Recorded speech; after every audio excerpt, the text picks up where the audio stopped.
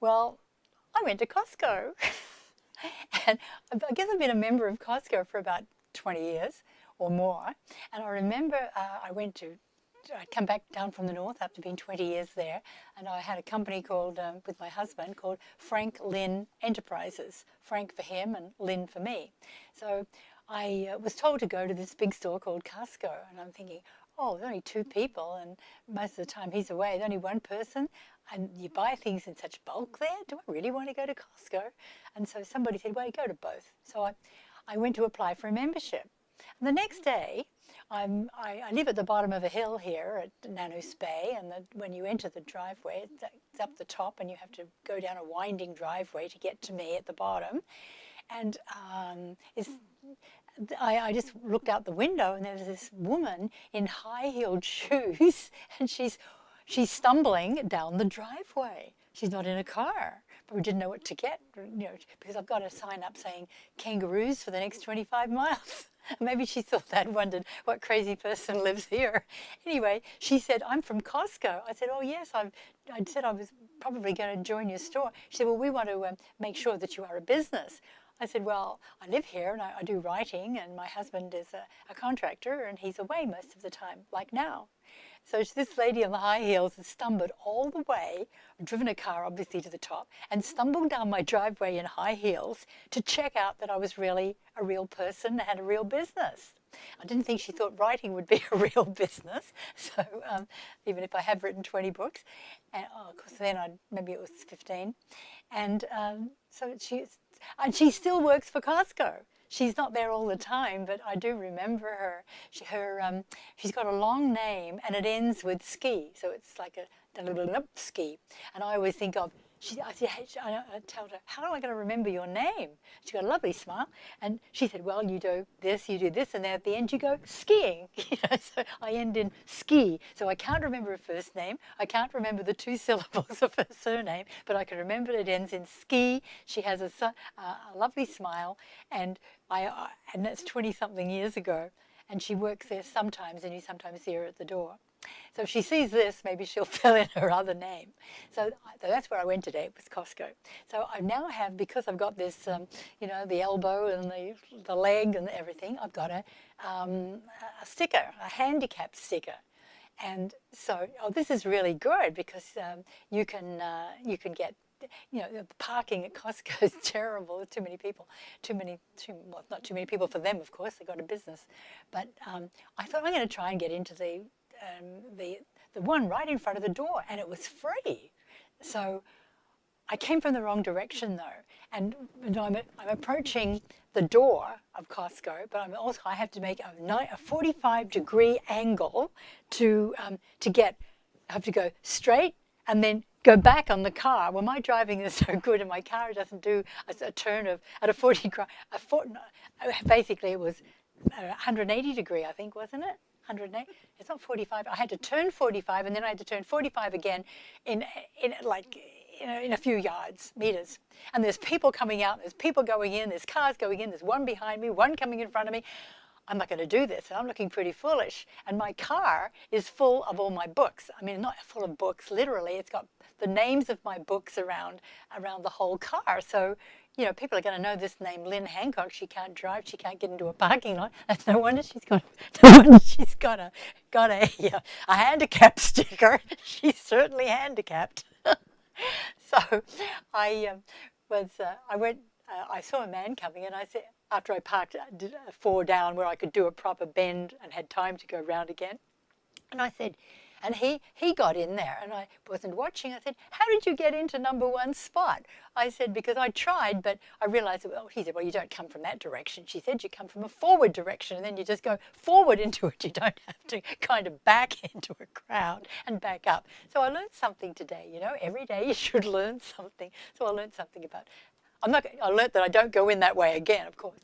So I go into Costco, and the reason was because a couple of days ago I got my Costco connection in the mail, and there we have an article you wrote 2 years ago, and on your favorite teacher. And I happen to be teaching you in grade 6 in Monterey Elementary School in Oak Bay, and we had an ape in the classroom for a year, Gypsy the gibbon, and so they can read about that in An Ape Came Out of My Hat book. So Gypsy in the classroom, that's another story. So that's where I was going to go. So I was thinking that they might have me, visit sometime, and with Tabasco the Saucy Raccoon, my last book, the one in my life with a raccoon, and because they have talked about me in their magazine, so maybe. Only seen one other person there as a writer. They have people that give you, foodstuffs around. Maybe they'll have me as a writer. So I'm going to go and check the book section out. So the books in this Costco are all just massed up on a table in the center. And I can see I won't be able to show pictures because there's no, unless I have a very long cord that maybe somebody will trip on, because I would like to not trust the battery. I would like to have a laptop, and I like to always show pictures. If I'm talking, I want to make a picture. I'm not very good at that. But if I'm writing, I certainly try to make pictures with my words.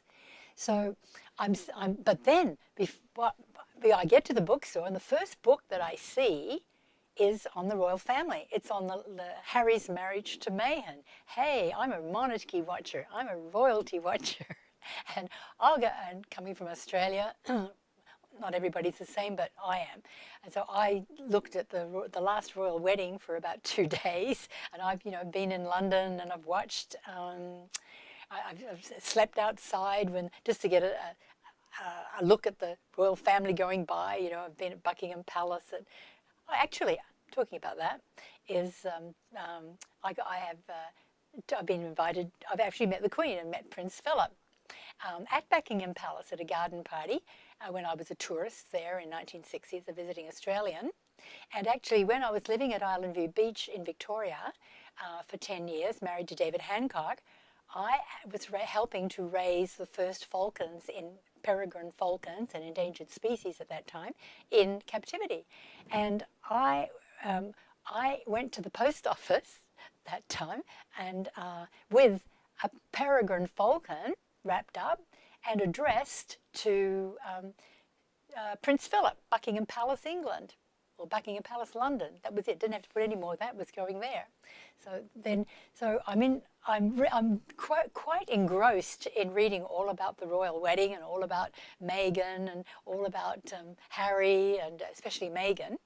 And in fact, I'd always wanted to marry a prince. And when I was in Australia at the time, when I was rushing down to see the Queen when she came every few years, just to see the car go by. That was before I went to Buckingham Palace myself and met her in person. But I had a mental blockage here because I'd gone on a tangent. I'm always going on No, I'm not always going on tangent, but I went on a tangent there because now I've forgotten what I was going to say. The Prince Philip, and then I've forgotten. But that's probably another whole story about that. So I'm at Costco, and at Costco wanting to marry a prince. That's it. Wanted to marry a prince, and the only one available at that time was Prince Charles, but he was only 10 years old. I was about 20, so that wasn't going to work. Wasn't going to work. Even if he did marry Princess Di, and she was about 12 years younger, but no, 10-year-old, no, that wasn't going to work. So I thought of that today. So I'm really engrossed in this book on the royal wedding, and there's a little boy about 8 years old, and he comes up to me and he starts reading the books that are beside me, which are probably the New York Times bestsellers, and he's opening the books, and I'm thinking, he's got the wrong table. He should be going, I think the next one over is the children's table. Well, his parents come along too, and I said, oh, your kid's a good reader, or a very good reader. So that was my opportunity. I'd gone in there to give a copy of Tabasco the Saucy Raccoon to, which I would like to Costco to sell. I was going to give that to the manager, but I hadn't got there yet. So I had my only copy of Tabasco the Saucy Raccoon, and I said so I thought I'd do a test. I said, would you like to be a test? I said to this little boy. I said, would you read this book, Tabasco the Saucy Raccoon? And he looked at it, and he looked at the picture of Tabasco on the cover with his hands over his head. Oh, not another picture, Lynn, or I've got a headache, and it's a good cover. And he says, yes. I said, well, read the first paragraph. And the first paragraph is the first page, the first half page is me at the trying to smuggle a raccoon on 17 airplane flights across Canada eventually, and I go and present him there. 2 tickets to Toronto, please, I said to the lady at the Air Canada ticket counter in Vancouver, and I gave a wooden box to her, and she said, "Where is your raccoon?" And she doesn't really believe that I have one. "Here," I said, and I take my parka off and I show her Tabasco. "Aw," she says, "it's only a baby. You can't put that little raccoon in the baggage compartment. It'll die." "Well, what do you suggest?" I said, innocently, looking left and right to make sure nobody's listening. She is in an airport, remember. She said, "Wrap it up in a blanket. Pretend it's your baby." Now it was my turn to look horrified. I certainly had a baby, and I certainly had 2 bags of baby supplies and a blanket too. But somehow I couldn't take Tabasco through security as a baby human. No, I had another plan. And that was my thing I said to the guy, to the little guy. He was reading it with me there. And I said, "Would you want to know what happened, how I did get on the plane, on 17 planes with this, smuggling this raccoon?" I said, "You know, you just met a crook here in Costco." And I thought, oh, he probably doesn't know the meaning of the word crook. Crook is an Australian word for criminal. I said, "I'm a criminal because I smuggled this raccoon. Now you're allowed to take animals on the airplane, but you weren't when I was doing that." So he didn't seem to be upset. And so then his parents said, "Yeah, he's a very good reader." So I said, "Well, you can have this book." So I gave him the book. And then I said, "Are you a Costco member?" And they said, "Yes." I said, "Oh, have you got to page 68, the last page yet?" No, we don't bother looking at it. Because it's mostly advertising. But this is a school issue, and I'm not doing this for Costco. This is just, I'm being paid to say this, but I really am impressed by that school issue, because you'll be reading it in July and August, and maybe you'll read because you go to school in September, and probably buying your stuff for school. That's probably why they're taking it out, why it's now available. But I don't think people do too much reading, especially if they don't need to buy school things, because there's a lot of advertising. Anyway, I said, go to the last chapter, last page of the book, and that's where you'll find the story of Gypsy the Gibbon area. So that was what I did in Costco. So then I think that was my drama. I haven't even got to what I was going to do yet, because I didn't even bother going to the manager. Well, I didn't have a book anyway because I'd given it to this little kid. So I think he's going to go take it to school. They come from Victoria. People coming up from Victoria to Costco. My goodness. Oh, and then I went, and then I came home. Right. So that was going to the grocery store. I tried not to buy cheese because I'm a cheese guts, not a cheese gourmet. But I did buy peppers. I'll finish with one last story because it's peppers, green peppers. I went to buy some coloured peppers. And I cannot buy green peppers in Costco. And when I went to the manager and said, "Why can't I buy green peppers in Costco?" She said, "Because we're told that they're not healthy." Our plant manager said, "No, not healthy." Well, in 1960, we can have that for another time, but Anne was my housekeeper for a year, and she read about how my diet when I was on places like Triangle Island and seabird colonies in BC, and she said, "You've got to have a better diet. I'm going to come and live with you for a year, and you're not going to pay me anything. I'm going to look after your animals, and I'm going to put you on a proper diet." And this Anne was ahead of her time, and she was 68 years old, and I was 25, and she was an old woman to me when I was 25. She's 68, and I said to her, "You won't like it here. I haven't got any space here. You won't like it. There's too much to do." And so she came. She knocked in the middle of winter, knocked on the door. She was at the door, a 68 woman. She said, "I'm here." And she said, "You're going to start eating green. And the first thing you're going to eat is a green pepper." She said, "and you will put 4 years onto your life." Now, I don't know quite how you do that, but I eat green peppers as much as I can, but I can't buy them at Costco.